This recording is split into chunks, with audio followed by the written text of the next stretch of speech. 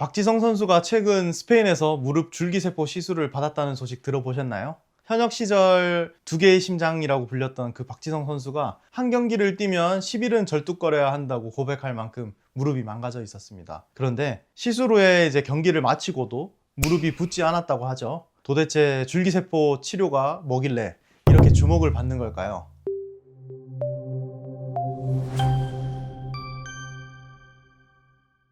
안녕하세요. 우승하 원장입니다. 오늘은 박지성 선수의 사례를 통해 줄기세포 재생치료가 어떤 치료인지, 누구에게 효과가 있는지 알려드리겠습니다. 박지성 선수의 무릎 이야기를 잠깐 정리해드리겠습니다. 박지성 선수는 이제 우측 무릎 반월상 연골판 제거 수술을 받았고 2014년 33살에 비교적 이른 나이에 은퇴를 선언했죠. 박지성 선수는 인터뷰에서 한 경기를 뛰고 나면 며칠 동안 제대로 걷기 힘들 정도였다고 표현하기도 했습니다. 그만큼 일반적인 운동선수 수준을 넘어서 무릎 관절에 누적된 손상이 상당했던 것으로 볼 수 있습니다. 그러다 이번에 이제 친구 에브라의 권유로 전 스페인 국가대표 카를로스 푸요리 추천한 로베르토 솔레르 전문의에게 무릎 줄기세포 시술을 받았습니다. 자, 그럼 이 줄기세포 치료가 도대체 뭘 어떻게 하는 걸까요? 줄기세포는 쉽게 말해 아직 직업을 정하지 않은 만능세포입니다. 우리 몸의 세포는 대부분 자기 역할이 정해져 있어요. 피부세포는 피부만, 근육세포는 근육만 만들죠. 그런데 줄기세포는 다릅니다. 연골, 뼈, 근육, 지방 등 몸의 다양한 조직세포로 분화할 수 있는 특징을 가진 세포입니다. 그래서 이 줄기세포를 손상된 연골 부위에 넣어주면 연골세포로 변해가면서 닳아 없어진 연골을 재생시킬 수 있다는 원리입니다. 대표적으로는 자기지방 줄기세포 치료, 그 다음에 자가골수 줄기세포 치료, 혈액을 이용한 PRP 치료 등이 있습니다. 자가지방 줄기세포는 복부나 허벅지 등의 지방 조직에서 얻은 세포 성분을 활용하는 방식입니다. 지방 조직 안에도 다양한 재생 관련 세포와 성장인자가 포함되어 있기 때문에 최근 재생의학 분야에서 다양하게 연구되고 있습니다. 자가줄기세포 치료는 환자 본인의 골반 뼈에서 골수를 채취한 뒤에 그 안에 포함된 세포와 성장인자를 농축해서 손상 부위 주변에 적용하는 방식입니다.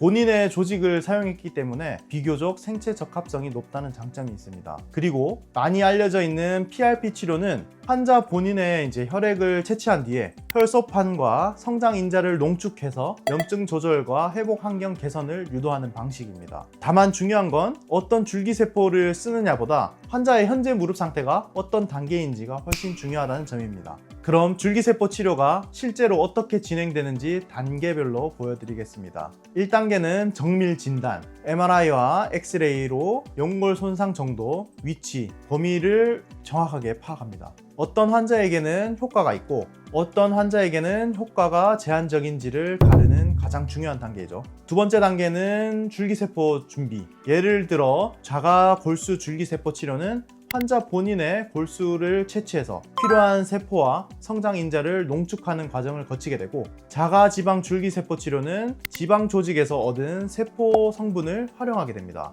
또 PRP 치료는 환자 혈액에서 혈소판과 성장인자를 농축해 사용하며 어떤 방법을 선택할지는 환자의 나이, 그리고 연골 손상 범위, 그리고 골절 상태나 활동량 등을 종합적으로 고려해서 결정하게 됩니다. 세 번째 단계는 시술입니다.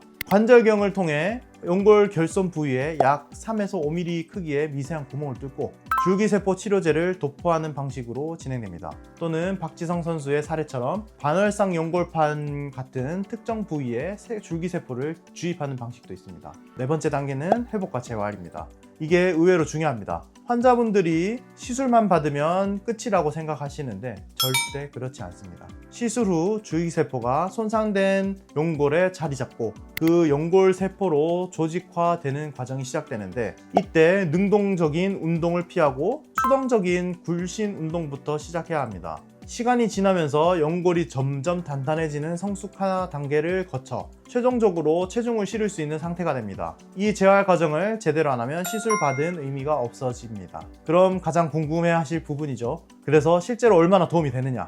솔직하게 말씀드리겠습니다. 현재까지 보고된 연구들을 보면 재생의학의 치료는 일부 환자에서 통증 감소, 관절 기능 개선, 운동 시 불편감 감소, 관절염 진행 속도 완화 등에 도움을 줄 가능성이 있는 것으로 알려져 있습니다. 특히 비교적 젊은 환자의 국소 연골 손상 초기 또는 중등도의 관절 변화 상태 환자군에서 결과가 더 좋은 경향이 보고되고 있습니다. 다만 중요한 것은 완전히 새 연골이 만들어진다, 이 개념으로 이해하면 안 된다는 점입니다. 실제 임상에서는 통증과 염증을 줄이고 자기 관절 기능을 최대한 오래 유지하는 데 더 큰 의미가 있습니다. 또 환자 상태에 따라서 결과 차이도 큽니다. 연골 손상 범위, 바늘상 연골 상태, 다리 정렬, 체중, 재활 여부, 활동량에 따라서 효과가 달라질 수 있습니다. 현재 무릎 상태에 맞는 치료 시기를 잡는 게 훨씬 더 중요합니다. 또한 인공관절 수술 시기를 늦추는 데 도움이 될 수 있다는 점이 큰 장점이죠. 박지성 선수의 사례에서도 담당 솔레르 전문의가 염증을 가라앉힌 뒤 수년 내 재생 효과를 기대할 수 있다 라고 설명한 부분이 이런 맥락입니다.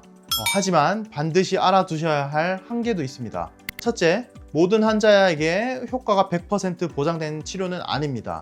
환자의 나이, 연골 손상의 정도, 시술 후 재활관리, 체중, 활동량에 따라 결과가 달라질 수 있습니다. 둘째, 연골이 완전히 다 닳아 없어진 분, 뼈 손실이 심한 분들은 줄기세포 치료가 어렵습니다. 시기를 놓치면 못한다는 말이 그래서 나오는 겁니다. 재생시킬 연골이 어느 정도 남아있어야 줄기세포가 자리 잡을 수 있습니다. 세 번째, 즉각적인 통증 해소가 아닙니다. 시술 직후 통증이 사라지는 게 아니라 수주에서 수개월에 걸쳐서 서서히 연골이 재생되면서 호전됩니다. 인내심이 필요한 거죠. 네 번째, 비용 부담이 있습니다. 줄기세포 치료제 자체가 고가이고 일부는 비급여이기 때문에 시술 전에 충분한 상담이 필요합니다. 그럼 정리해 드리겠습니다. 줄기세포 재생치료를 고려해 볼 수 있는 분은 이런 경우입니다. 첫 번째, 약물, 물리치료, 주사치료로도 통증이 잡히지 않는 분. 두 번째, MRI상 연골 손상은 있지만 인공관절 수술을 하기엔 이르다고 판단되는 분. 세 번째, 활동량을 유지하고 싶고 인공관절 수술 시기를 최대한 늦추시고 싶은 분. 박지성 선수의 사례처럼 일상생활에 불편을 줄 정도의 무릎 문제가 있지만 아직 재생 가능성이 남아있는 경우가 좋은 대상입니다. 반대로 연골이 거의 없어져서 인공관절 수술이 더 적합한 분들께는 솔직하게 그렇게 말씀드립니다. 무조건 줄기세포가 좋다, 무조건 인공관절이 좋다가 아니라 환자분의 무릎 상태에 맞는 치료를 찾는 게 가장 중요합니다. 오늘 내용 정리해 드리겠습니다. 현재 무릎 재생의학 치료에는 PRP, 자가 골수 줄기세포, 지방 줄기세포 치료 등 다양한 방법들이 사용되고 있습니다. 다만 중요한 것은 무조건 연골을 새로 만든다기보다는 통증과 염증을 줄이고 자기 관절 기능을 최대한 오래 유지하는 데 더 의미가 있는 것입니다. 또 같은 치료라도 연골 손상의 정도, 관절염의 진행 상태, 재활 여부 등에 따라 결과는 달라질 수 있습니다. 박지성 선수처럼 무릎 통증으로 일상생활이 힘드신 분들, 무작정 참거나 인공관절만 떠올리지 마시고 본인에게 맞는 치료 방법이 있는지 정확한 진단부터 받아보시길 권해드립니다. 영상이 도움되셨다면 좋아요와 구독 부탁드리고요. 궁금한 점은 댓글 남겨주세요. 다음 영상에서 또 뵙겠습니다. 감사합니다.